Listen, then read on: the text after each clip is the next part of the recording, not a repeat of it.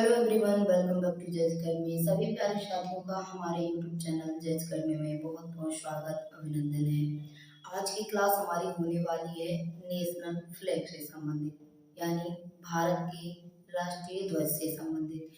देखिए होता क्या है, जो हमारा राष्ट्रीय ध्वज है इसके बारे में काफ़ी ज़्यादा सभी लोग जानते हैं, लेकिन कुछ पॉइंट्स ऐसे रहते हैं जो किसी को नहीं पता होते, यानी हर किसी को नहीं पता होते हैं।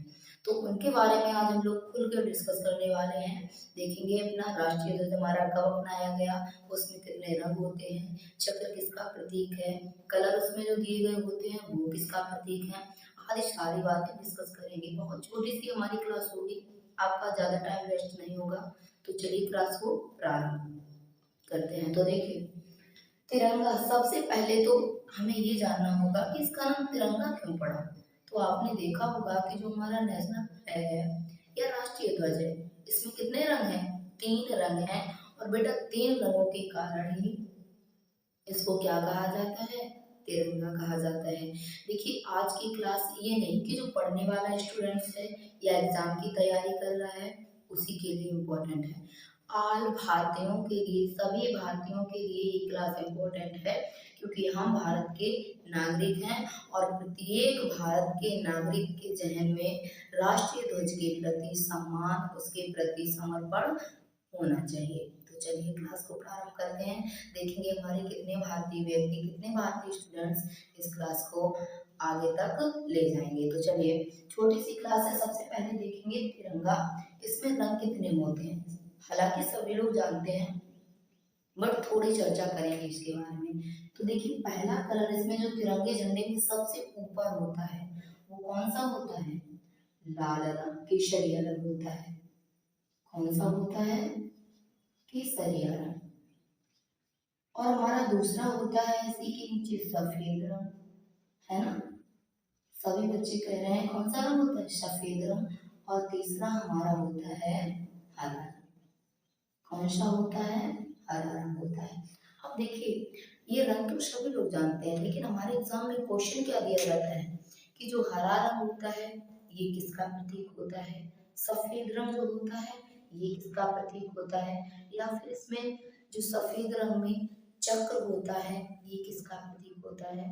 तो चलिए देखिए, इसमें जो केसरिया रंग होता है ये किसका प्रतीक होता है? शक किसका प्रतीक होता है? सत्य का प्रतीक।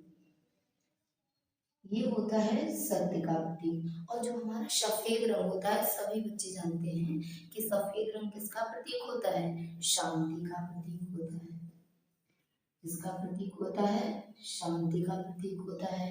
और जो हरा रंग होता है ये किसका प्रतीक होता है? तो ये समृद्धि का प्रतीक होता है।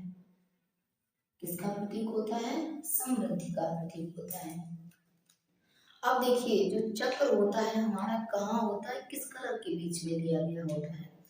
तो देखिए, इसमें जो चक्र होता है वो सफेद वाली पट्टी में दिया गया होता है, आपको यहाँ पर दिया हुआ रहता है ना? सभी लोगों ने देखा है, सफेद रंग हमारा यहाँ पर दिया होता है, उसी में हमें चक्र बना मिलता है। अब देखिए बेटा, बात यह है कि चक्र का रंग कैसा होता है ना? ये भी आपने देखा होगा। तो इसका रंग होता है नीला। कैसा होता है? रंग नीला होता है। और इसमें 24 तीलियां होती हैं। कितनी तीलियां होती हैं? 24 तीलियां होती हैं। अब देखिए, एक पॉइंट हमारा ये आता है कि जो चक्र में 24 तीलियां होती हैं ये प्रतीक किसका होता है? यानी जो चक्र होता है ये किसका प्रतीक होता है? तो ये धर्म चक्र का प्रतीक होता है। किसका प्रतीक होता है? धर्म चक्र का प्रतीक। धर्म चक्र का प्रतीक। अब बेटा बात ये आती है, ये तो हो गया धर्म चक्र का प्रतीक, रंग नीला हो गया, 24 तीलियां हो गई। ये तो हम लोगों ने उसकी बनावट के बारे में अभी क्वेश्चन डिस्कस किए हैं। अब आगे बेटा बात करते हैं, इसमें देखिए जो इसके आगे हम चर्चा करेंगे, जैसे कि जो हमारा तिरंगा झंडा है इसको कब अपनाया गया, है ना? तिरंगा झंडा इसको भारतीयों के द्वारा या भारत की संविधान सभा के द्वारा कब अपनाया गया? तो देखिए, तिरंगे झंडे को तिरंगे झंडे को संविधान सभा द्वारा संविधान सभा द्वारा संविधान सभा द्वारा कब अपनाया गया? तो 22 जुलाई 1947 यानी 22 जुलाई 1947 में अपनाया गया। दोबारा से देख लीजिए, कब अपनाया गया? 22 जुलाई 1947। इसको ऐसे लिखेंगे, जिस बच्चे को लिखने में प्रॉब्लम आ रही हो, 22 जुलाई 1947 में अपनाया गया था। अब देखिए, एक दिन आता है हमारे भारत में, ऐसा दिन आता है जिस दिन हम लोग झंडा दिवस या तिरंगा दिवस मनाते हैं। तो देखिए, किस दिन मनाते हैं? हम लोग मनाते हैं 24 जुलाई को। क्या मनाते हैं? झंडा दिवस मनाते हैं। झंडा दिवस मनाते हैं। और देखिए, झंडा दिवस 24 जुलाई को मनाने का रीजन क्या है? उसका रीजन बेटा यही है कि झंडा हमारा जब बनके तो तैयार हो गया, लेकिन अभी संविधान द्वारा अपनाया नहीं गया था। तो देखिए बेटा, कब अपनाया गया? 22 जुलाई 1947 को ये अपना लिया गया। इसीलिए हम लोग 22 जुलाई के दिन क्या मनाते हैं? झंडा दिवस मनाते हैं। अभी हमारा निकल गया कुछ दिन पहले, तो उस दिन हम लोगों ने क्या मनाया था? झंडा दिवस मनाया था। चलिए, अब आगे कुछ चर्चा कर लेते हैं। ये तो हो गया झंडा दिवस। एक क्वेश्चन और आता है कि संविधान सभा में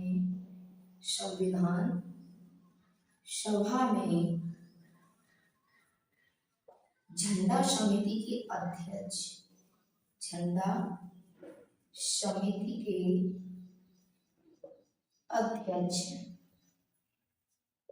देखिए, जो हमारी संविधान सभा थी, इसमें झंडा समिति के अध्यक्ष बनाए गए थे। जैसे कि प्रारूप समिति हुई, झंडा समिति हुई, कानून समिति हुई, कई सारी समितियां हुई थी। वैसे ही झंडा समिति थी, तो इसके अध्यक्ष बनाए गए थे डॉक्टर राजेंद्र प्रसाद। कौन बनाए गए थे? डॉक्टर राजेंद्र प्रसाद। अब देखिए, डॉक्टर राजेंद्र प्रसाद का नाम सुनकर प्रत्येक बच्चे के जहन में एक क्वेश्चन का आंसर भी आ चुका होगा। क्या आया होगा? कि जो डॉक्टर राजेंद्र प्रसाद हैं, ये हमारे भारत के फर्स्ट प्रेसिडेंट हैं। कौन है? फर्स्ट प्रेसिडेंट हैं, यानी प्रथम राष्ट्रपति। प्रथम राष्ट्रपति। ये स्वतंत्र भारत के प्रथम राष्ट्रपति हैं। कौन है? डॉक्टर राजेंद्र प्रसाद। अब बात करते हैं, देखिए इसमें आगे, झंडा समिति के अध्यक्ष डॉक्टर राजेंद्र प्रसाद हो गए और ये प्रथम राष्ट्रपति भी हैं। लेकिन एक बात हमारे समझ में नहीं आ रही है कि भारत में झंडा बनाया क्यों गया, क्यों इसकी आवश्यकता पड़ी, है ना? सोचने वाला पॉइंट है कि झंडा क्यों बनाया गया, इसकी आवश्यकता क्यों पड़ी, ना बनाया गया होता, है ना? तो कोई बात नहीं, बनाया गया है, उसका एक मेन टारगेट था। जैसे कि देखिए, पहले जब हमारा देश अंग्रेजों का गुलाम था, तो उस समय क्या हो रहा था? जगह जगह पर आंदोलन चलाए जा रहे थे भारतीयों के द्वारा और अपनी मांग की जा रही थी। लेकिन एक बात वहां पर थी, भारतीयों को ये पता नहीं लग रहा था किस किस जगह पर हमारी टोली है और किस जगह पर अंग्रेजों की टोली है ना? तो भारतीयों के जहन में एक बात आई कि क्यों ना हम अपना एक तिरंगा झंडा बना लें और उससे ऊपर झंडा रहेगा हमारा। इससे पता चलता रहेगा कि यहाँ पर भारतीय आंदोलन कर रहे हैं या ईसाई कर रहे हैं या बौद्ध कर रहे हैं, कौन व्यक्ति आंदोलन कर रहे हैं। तो भारतीयों ने अपना एक झंडा बना लिया और उसके अकॉर्डिंग पता चलता रहता था कि यहाँ पर अंग्रेजों की टोली है या भारतीयों की टोली है। तो इसीलिए पहचान के अकॉर्डिंग, पहचान के लिए भारत को एक तिरंगे झंडे की आवश्यकता पड़ी। अब आवश्यकता पड़ी, लेकिन हमारा सबसे पहले क्वेश्चन ये बनता है, जब आवश्यकता पड़ी तो सबसे पहले ऐसे कौन से व्यक्ति थे जिन्होंने झंडे को बनाया, जिनके दिमाग में आया कि झंडा ऐसा बनना चाहिए, है ना? यानी झंडे का डिजाइन किसने तैयार किया? तो चलिए बात कर लेते हैं तिरंगे झंडे का डिजाइन। तिरंगे झंडे का डिजाइन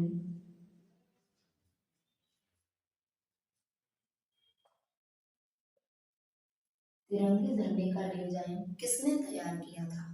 तो ये तैयार किया था पिंगली वेंकैया ने। किसने तैयार किया? पिंगली वेंकैया ने। पिंगली वेंकैया ने क्या तैयार किया था? तिरंगे झंडे का डिजाइन तैयार किया था।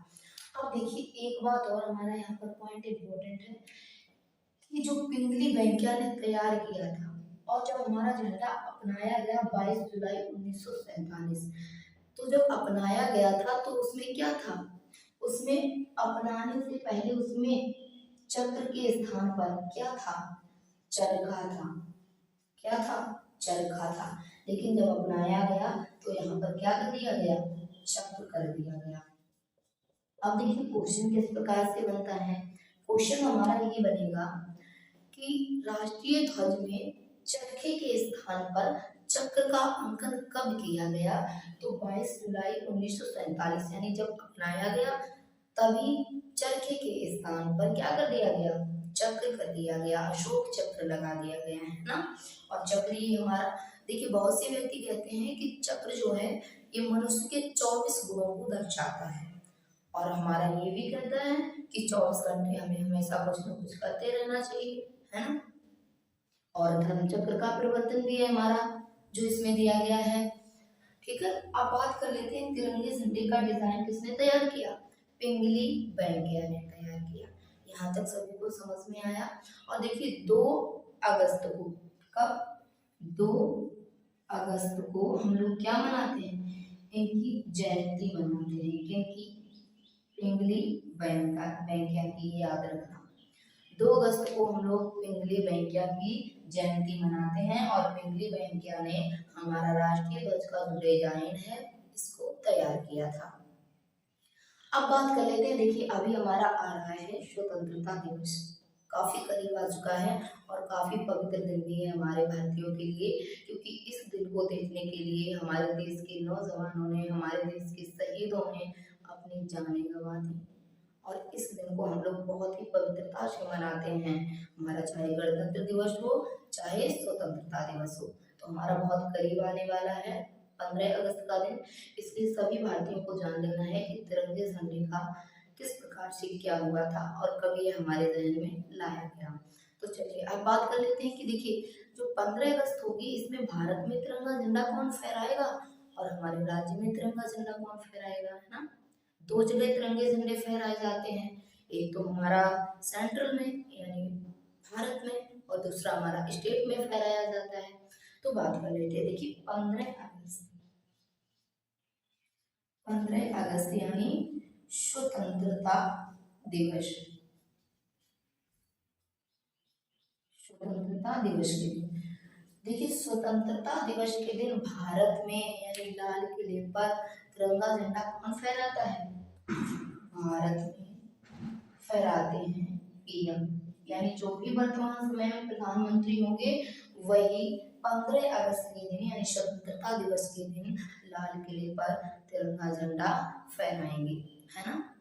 अब चलिए बात करते हैं कि राज्य में कौन फहराएगा 15 अगस्त के दिन, है ना। राज्य में कौन फहराएगा? तो राज्य में हमेशा याद रखना सीएम, जो भी उस राज्य का, जो भी उस स्टेट का चीफ मिनिस्टर होगा यानी मुख्यमंत्री होगा, वही 15 अगस्त के दिन राज्य में ध्वजारोहण करता है। अब बात आती है 26 जनवरी के दिन देख लेते हैं। 26 जनवरी यानी गणतंत्रता दिवस के दिन। गणतंत्रता दिवस के दिन भारत में कौन फहराता है? तो देखिए भारत में गणतंत्रता दिवस के दिन राष्ट्रपति ध्वजारोहण करते हैं। कौन? राष्ट्रपति। राष्ट्रपति ध्वजारोहण करते हैं। और देखिए राष्ट्रपति ध्वजारोहण करेंगे, लेकिन राज्य में कौन करेगा? राज्य में गवर्नर यानी राज्यपाल करेंगे, है ना। राज्य में ध्वजारोहण हमेशा याद रखना राज्यपाल के द्वारा होता है। कब होता है? गणतंत्रता दिवस के दिन। तो काफी ज्यादा ये दो पॉइंट हमारी क्लास के इम्पोर्टेंट रहेंगे कि 15 अगस्त के दिन यानी स्वतंत्रता दिवस के दिन भारत में झंडा पीएम मोदी के द्वारा फहराया जाएगा, यानी जो भी वर्तमान में प्रधानमंत्री होगा उसके द्वारा, राज्य में सीएम यानी चीफ मिनिस्टर के द्वारा। 26 जनवरी यानी गणतंत्रता दिवस के दिन राष्ट्रपति यानी प्रेसिडेंट हमारे भारत में झंडा फहराएंगे, ध्वजारोहण करेंगे, और स्टेट में हमारे गवर्नर यानी राज्यपाल ध्वजारोहण करेंगे। ठीक है, तो ये थी हमारी छोटी सी क्लास तिरंगे झंडे से संबंधित। उम्मीद करते हैं सभी दोस्तों को, सभी प्यारे स्टूडेंट्स को, सभी विद्यार्थियों को पसंद आई होगी। तो सभी लोग क्लास को लाइक करें और सभी लोग इसे ज़्यादा से ज़्यादा शेयर करने का प्रयास करें, ताकि प्रत्येक भारतीय अपने तिरंगे झंडे के बारे में जान जाए। ठीक है, तो आज की क्लास यहीं तक, फिर मिलेंगे हम लोग नेक्स्ट क्लास में। Thank you so much, I love you.